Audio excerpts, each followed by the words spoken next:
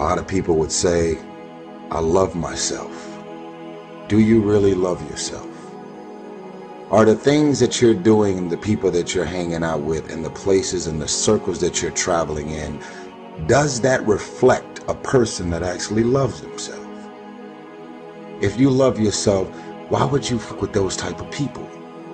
You know what they're saying about you behind your back. You know that they don't like you. And because you're so desperate to have people around you, you continue to go back. I'm not preaching separatism. I want a bunch of people to just be alone. I'm saying you are old enough and mature enough to understand the difference in good people and bad people. You want to begin to get all the toxic people out of your life. Toxic relationships are relationships with people that always criticize you. All they can do is just exploit your weaknesses. All they can do is remind you of the mistakes that you've made in the past. Toxic people can run your blood pressure up. I know people whose lives have been ruined because somebody wasn't good for them.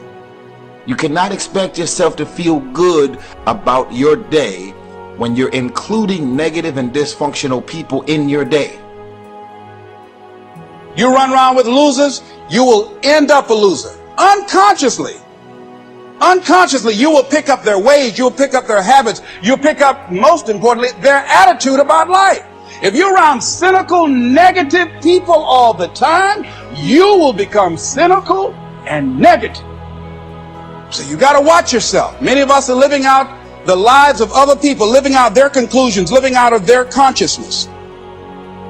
Align yourself with people that can encourage you, people that can empower you, people that you can learn from, people that you can grow from. That's very important.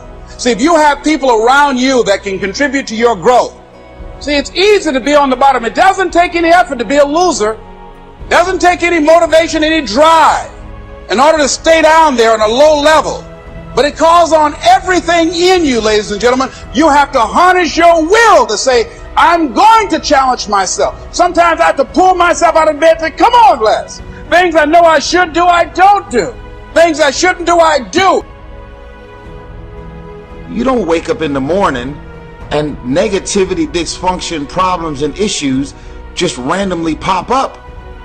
Because these are the type of people you've decided to include in your day-to-day life.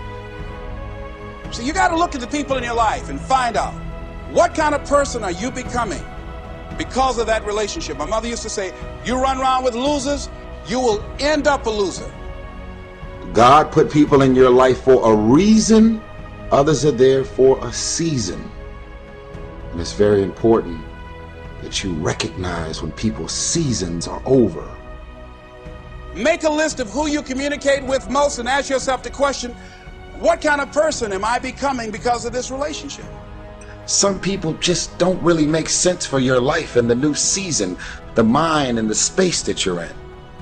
So if you had drugged that person, those family members, those situations into the new season of your life wouldn't be going as well as it's going right now.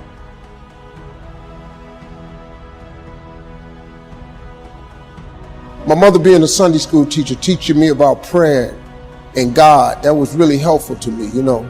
I mean, if you really want to be successful, you gotta have a lot of dog in you. You gotta be mean sometimes, because life ain't fair. Life is hard, man. It is not fair. Like you have happened to you that just, you go, man, why this happened? Because life ain't fair. But life ain't fair to nobody. You just gotta fight through, man. You gotta bite back sometime.